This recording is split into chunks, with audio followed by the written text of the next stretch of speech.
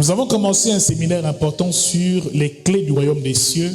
Et voyez-vous, le livre de Matthieu chapitre 16 au verset 19, Jésus parle à Pierre et lui dit, « Tu es Pierre, et sur cette pierre je bâtirai mon église, et les portes du séjour des morts ne prévaudront point contre elle. » Il dit, « Je te donnerai les clés qui ouvrent le royaume des cieux. » Ce qui veut dire que le royaume des cieux, effectivement, peut être ouvert par des clés. Et nous avons compris que recevoir ces clés, c'est important parce que beaucoup de chrétiens ignorent ce que représentent les clés dans leur vie. Les clés nous donnent donc accès au royaume des cieux, nous donnent donc accès aux richesses du royaume. Et nous avons compris que comme nous sommes enfants de Dieu, nous avons effectivement un royaume qu'on appelle le royaume de Dieu ou alors le royaume des cieux. Devenir enfant de Dieu veut dire simplement quitter d'un royaume pour un autre. La terre est un royaume et le monde des ténèbres aussi est un royaume. Alors lorsque nous devenons enfants de Dieu, nous quittons simplement le monde ou la terre pour le royaume des cieux. Notre réussite sur terre est donc déterminée par notre capacité à avoir les clés et à recevoir les clés qui nous donnent accès à ce royaume-là. Ce qui veut dire que nous avons compris que notre citoyenneté n'est pas terrestre, mais elle est céleste. Dis avec moi, je suis un citoyen du ciel. C'est la raison pour laquelle il est parfois difficile aux enfants de Dieu de vivre et de jouir d'une certaine prospérité terrestre.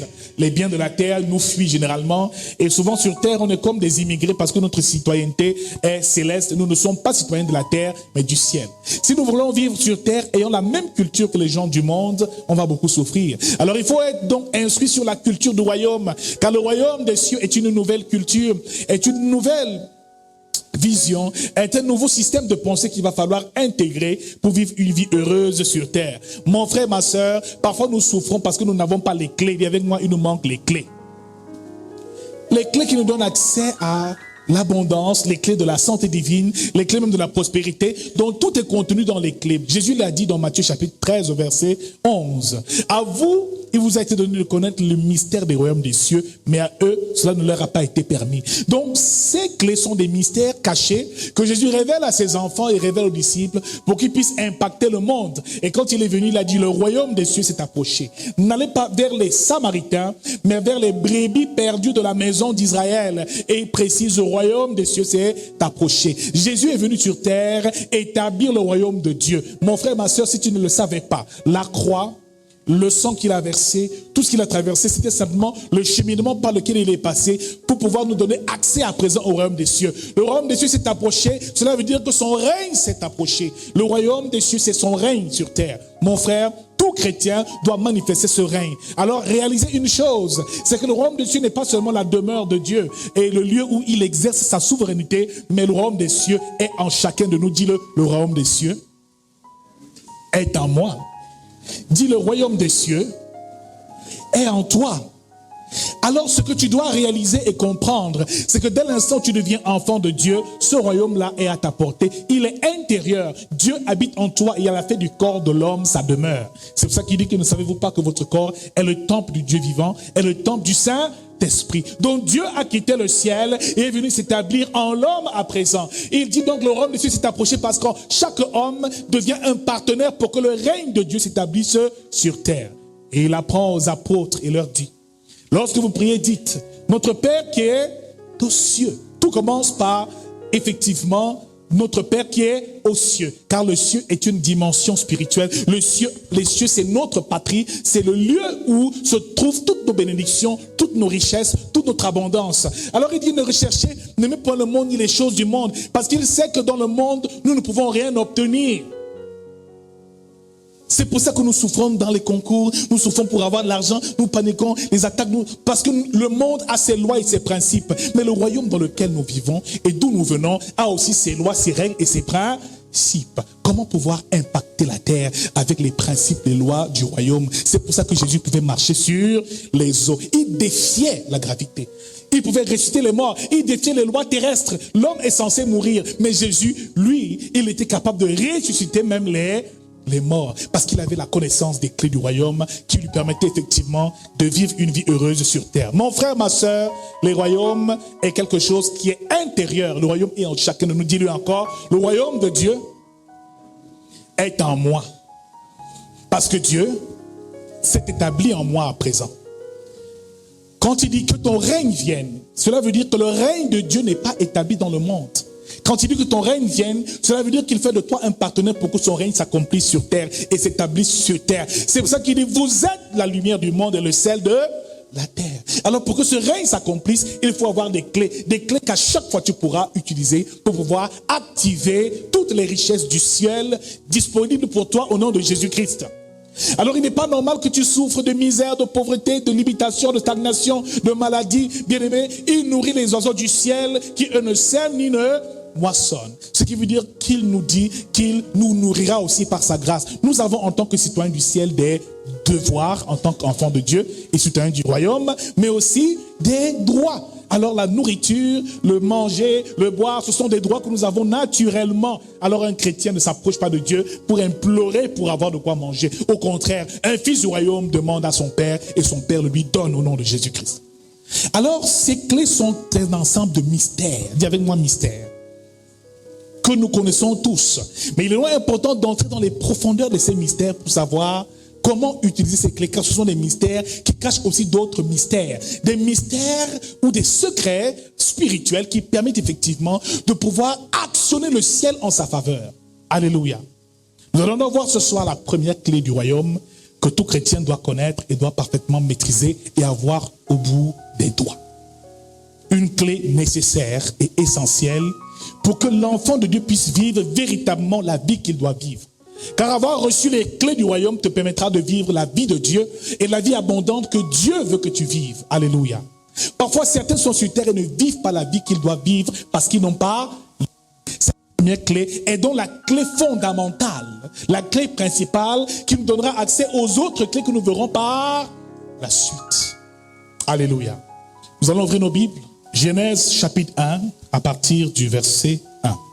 La Bible nous dit: au commencement, Dieu créa les cieux et la terre. La terre était informe et vide. Il y avait des ténèbres à la surface de l'abîme et l'Esprit de Dieu se mouvait au-dessus des eaux. Dieu dit que la lumière soit et la lumière fut. Dieu vit que la lumière était bonne et Dieu sépara la lumière d'avec les ténèbres. Dieu appela la lumière jour et il appela les ténèbres nuit. Ainsi il eut un soir, il eut un matin. Ce fut le premier jour. Deuxième lecture tirée de Jean chapitre 1 à partir du verset 1. Au commencement était la parole et la parole était avec Dieu. La parole était Dieu. Elle était au commencement avec Dieu. Et toutes choses ont été faites par elle, et rien de ce qui a été fait n'a été fait sans elle. Deux textes que nous avons lus ce soir pour introduire ici la première clé, la clé fondamentale. Lorsque Dieu a donc décidé dans son infinie bonté de créer le monde et tout ce qui l'entoure, la Bible déclare au commencement, Dieu créa les cieux et la terre. La terre était informe et vide, il y avait des ténèbres à la surface de l'abîme et l'Esprit de Dieu se mouvait au-dessus des eaux. Et la Bible nous fait comprendre ici que Dieu dit au verset 3 que la lumière soit et la lumière fut. Dis avec moi que la lumière soit et la lumière fut. Dans Jean chapitre 1 au verset 1, il dit au commencement était la parole. La parole était avec Dieu et la parole était Dieu. Tout ce qui a été fait par la parole et rien de ce qui a été fait n'a été fait sans elle. Au commencement était dans la parole. Ce qui nous fait comprendre ici que tout ce qui a été créé puise son origine dans la parole. Dis avec moi, la première clé, la clé fondamentale, c'est la parole de Dieu. On peut aussi dire l'évangile. On peut dire aussi le verbe. On peut aussi dire la connaissance. Tout part de la parole de Dieu, tout part du verbe de Dieu, tout parle de l'évangile, tout part de ce que Dieu a déclaré pour que la chose existe. Bien-aimés, toutes choses ont été faites par elle et rien de ce qui a été fait n'a été fait sans elle. Bien-aimés dans le Seigneur, celui qui connaît la parole, celui qui a donc la connaissance parole reçoit en héritage la première clé qui donne accès au royaume et à toutes les richesses disponibles au royaume, car il n'y a que la parole prioritairement qui peut actionner le ciel en ta faveur et tu comprendras pourquoi. Au commencement était était la parole, et la parole était avec Dieu, et la parole était Dieu. Ce qui nous donne donc la première définition de la parole. Tu vas écrire première définition de la parole. Première définition, la parole, c'est Dieu. La parole, c'est Dieu. Et Dieu, c'est sa parole. Comme pour dire, la parole est une partie de Dieu. Car il dit ici, la parole était avec Dieu et la parole était Dieu. Donc, en réalité, celui qui veut faire une différence entre Dieu et sa parole se trompe, parce que la parole et Dieu sont un.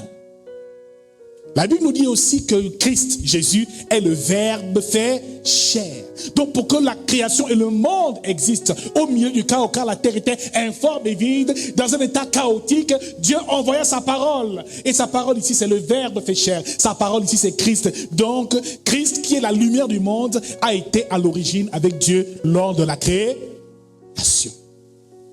Il dit ici, sa parole était avec Dieu. La parole était Dieu. Donc, numéro un, la parole, c'est Dieu lui-même.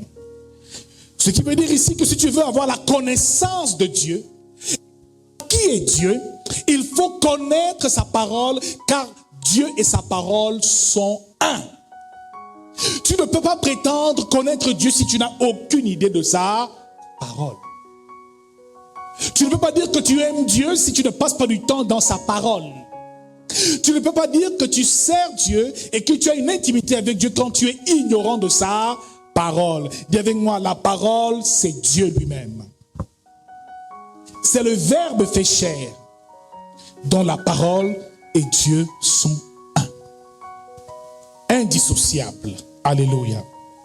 La parole numéro 2, c'est donc l'unité fondamentale qui donne vie à toute la création et qui anime cette création.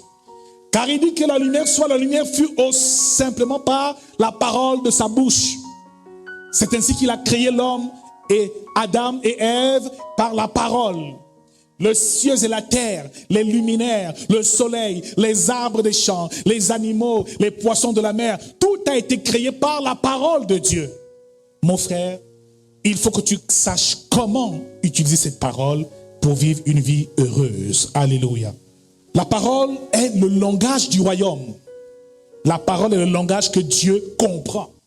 La parole, c'est il est écrit. Voilà ce que Dieu comprend. La parole aussi est l'ensemble des promesses que Dieu a faites à son peuple. C'est notre héritage. Beaucoup parlent, même dans leur prière, avec leur propre parole. Mais la meilleure façon de prier, c'est de prier en fonction de la parole de Dieu. Bien-aimé dans le Seigneur, la parole, c'est ce que Dieu a dit. Et la parole renferme ici ses commandements, ses principes, tout ce dont nous avons besoin pour vivre heureux sur terre. La parole est donc quelque chose d'entier. La parole est entière et elle est complète. La parole renferme donc la constitution de Dieu et de son royaume. Dans cette constitution, il y a donc les droits des enfants de Dieu, mais aussi leurs devoirs. La parole est enfin une clé qui permet de manifester le royaume de Dieu sur terre, de l'activer, d'activer toutes les bénédictions spirituelles dans les lieux célestes. Dis avec moi, la parole est Dieu. Bien-aimé dans le Seigneur, une première réalité qu'il faut comprendre, c'est que l'adversaire numéro 2 n'aime pas et ne désire pas que l'homme ait la connaissance de cette parole. Bien-aimé, pour ceux qui ne le savent pas, le diable, notre adversaire, connaît la parole. Il la connaît parfaitement et il sait comment l'utiliser pour nous mettre en difficulté. Dans Matthieu chapitre 4, lorsqu'il vient tenter Jésus au désert, il lui dit, change ses pierres en pain. Et Jésus lui dit, il est écrit, l'homme ne vivra pas de pain seulement, mais de toute parole sortant de la bouche de Dieu. Le diable va plus loin, il lui dit encore, il est écrit, jette-toi du haut de cette montagne, et Dieu enverra ses anges te porter afin que ton pied ne heurte contre une pierre. C'est ce que le psaume 91 nous dit. Et Jésus lui dit, il est écrit, tu ne tendras point l'Éternel, ton Dieu. Donc laisse-moi te dire une chose que tu dois retenir à partir de ce jour. C'est que le diable n'a pas peur de ta religion. Dis-le à quelqu'un, le diable n'a pas peur. Que tu sois catholique ou protestant, Que tu sois musulman ou pentecôtiste, ça n'impressionne pas le diable. Le diable n'a pas peur de ton jeûne. Passe même 1000 jours de jeûne. Et voyez-vous, Jésus a fait 40 jours. La Bible déclare qu'après 40 jours, il eut faim. C'est à ce moment-là que le diable est venu. Quand la Bible nous dit que Jésus eut faim, ça veut dire qu'il y a des souffrances par lesquelles tu passes. C'est quand tu es au bout de ta souffrance que le diable, lui, s'amène. Mon frère, ton jeûne n'impressionne pas le diable. Ton parler en langue, nous aimons bien parler en langue, n'impressionne pas le diable. Ton don de prophétie, de miracle, de délivrance et tout ce que tu peux pratiquer comme exercice spirituel n'intimide pas le diable. Comment il s'est approché de Jésus et la bataille qu'il y avait entre le diable et Jésus, c'était au niveau de l'écriture. C'était au niveau de il est écrit. Donc celui qui connaît la parole de Dieu et qui sait ce qui est écrit dans la Bible et ce que la parole de Dieu a comme puissance est capable d'intimider le diable. Bien-aimé, lorsque tu reçois ta délivrance, si ton esprit et ton âme n'est pas rempli de la parole de Dieu, tu es encore visitable par les démons et les mauvais esprits. Les chrétiens qui souffrent le plus sont les chrétiens qui n'ont pas la connaissance de la parole de Dieu et n'ont pas la clé de la parole pour pouvoir décanter les situations de chaque jour et vivre une vie heureuse. Mon frère, le diable utilise cette ignorance pour nous détruire. Les disciples viennent le voir et les juifs le rencontrent, lui disent: Maître, comment faire pour être ton disciple?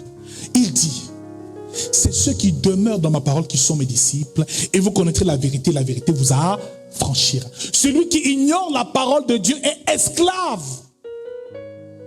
Esclave de son ignorance, esclave du mensonge du diable dans sa vie. Celui qui est ignorant de la parole, on peut l'amener n'importe où parce qu'il n'a aucun fondement. Mon frère, nous sommes souvent remplis de connaissances des choses du monde, mais très peu remplis de la connaissance de l'évangile. La Bible déclare aussi que la parole, c'est le verbe fait chair. Ce qui veut dire que lorsqu'un homme dit qu'il est rempli de la parole de Dieu, cela veut dire qu'il est rempli de Christ. Lorsqu'une personne a son âme et son esprit rempli dans la parole de Dieu, ça veut dire qu'il est rempli de Dieu lui-même. Mon frère, Dieu est dans sa parole. Il n'est pas en dehors de sa parole. Et il crée toutes choses par sa parole. Bien-aimé, il amène à l'existence ce qui n'existait pas par la parole. Bien-aimé, rien de bon ne peut arriver en dehors de la parole de Dieu. Tu veux te marier? Qu'est-ce que la parole dit? Tu veux travailler? Qu'est-ce que la parole dit? Tu veux vivre longtemps sur terre? Qu'est-ce que la parole dit? Tu veux voyager? Qu'est-ce que Dieu dit? Pas qu'est-ce que moi je dis, mais qu'est-ce que Dieu dit? Tu veux chasser un démon? Qu'est-ce que Dieu dit? Mais pour chasser un démon, il me dit une chose, dans Marc 16, au verset 17. Voici les miracles qui accompagneront ceux qui auront cru. En mon nom, ils chasseront les démons. Bien-aimé dans le Seigneur, il faut que tu saches que cette promesse-là est ton partage et ta portion. Et lorsqu'un démon se présente à toi, rappelle à Dieu ses promesses. Ce n'est qu'à ce moment que le diable va se plier. Celui qui a donc la connaissance de la parole saura résister efficacement au diable. Et le problème que nous avons, c'est que nous courons après les miracles. Et le diable sait, il nous laisse courir après les miracles. On va d'église en église cherchant les délivrances. Mais il sait que tant que la parole de Dieu n'est pas consistante en toi, n'a pas rempli ton homme intérieur, tu restes faible et vulnérable. C'est pour ça que la parole de Dieu est une nourriture. Et dit dans Matthieu chapitre 4, à partir même du verset 4, que l'homme ne vivra pas de pain seulement, mais de toute parole sortant de la bouche de Dieu. Car la parole de Dieu est une nourriture. La nourriture de ton âme. La nourriture dont ton esprit se nourrit. Mon frère, celui qui veut aller loin dans sa marche avec Dieu et qui veut déployer le royaume et les faveurs de Dieu dans sa vie, doit connaître la parole de Dieu. Et doit pas seulement la connaître, doit la dévorer, doit se nourrir de cette parole. Quand les sorciers viennent t'attaquer, tu sais ce qui se passe? Quand ils viennent te visiter la nuit, ou quand les mauvais esprits viennent t'attaquer, qu'est-ce qui se passe? C'est qu'ils vont combattre contre l'esprit qui est en toi. L'esprit de Dieu qui t'habite doit se nourrir de la parole, comme ton corps physique se nourrit de la nourriture physique. Le pain et l'eau que tu manges, c'est pour fortifier ton corps. Et la parole, c'est pour rendre ton esprit plus fort. Le problème, c'est que notre esprit est chétif. Notre esprit est affamé. Et lorsque l'ennemi vient, il est faible, il ne peut pas combattre l'ennemi et l'oppression. Mon frère, tu ne peux pas dire que tu es spirituel et que tu vas haut dans les hauteurs avec Dieu si tu n'as pas la connaissance de sa parole. Dis à quelqu'un la connaissance de la parole. C'est la première clé qui ouvre le royaume.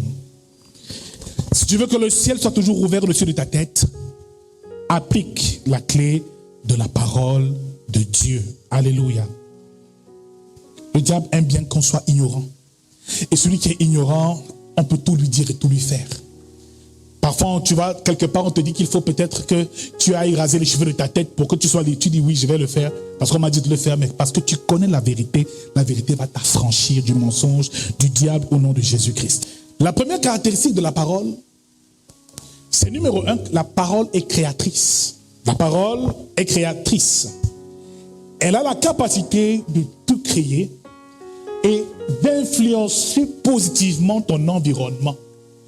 Ce qui veut dire ici, mon frère, que si tu veux construire une maison, elle se construit d'abord dans le spirituel avant d'agir et de se manifester sur le plan physique. Pour pouvoir avoir accès à ce spirituel ou à ce monde spirituel, c'est la parole de Dieu qui est la clé qui ouvre les portes du royaume. Tu veux être prospère. Tu dis, Seigneur, il est écrit dans ta parole que dans 3 Jean chapitre 1, au verset 1, qu'il est écrit que je souhaite que tu prospères à tous égards et que tu sois en bonne santé comme prospère l'état de ton âme. Dès que tu y récites d'abord, il est écrit la parole de Dieu, il sait que tu es un de ses enfants et fils authentiques parce que même les païens prient. Même les sorciers prient. Même les gens qui viennent voler dans les maisons, les voleurs prient. Comment Dieu reconnaît la prière de son enfant authentique? C'est celui qui prie en fonction de sa parole. Ah mon frère, que je prospère à tous égards et que je sois en bonne santé comme prospère l'état de mon âme, c'est le langage du royaume. Quand tu le dis, la maladie ne peut pas résister parce qu'elle ne se soumet pas à ta parole à toi, mais se soumet à la parole de Dieu. Bien-aimé dans le Seigneur, Jésus parlait aux situations. Jésus parlait aux situations. Il parlait même aux arbres. Alléluia. La Bible déclare que dans le livre de Marc, chapitre 11, il est venu et il a rencontré un figuier. Il pensait qu'il y avait des figues dans ce figuier parce que ce figuier avait des feuillages. Il dit que plus personne ne mange de ton fruit. Jésus a maudit un figuier et à l'instant, mon frère, ma soeur, le figuier a séché.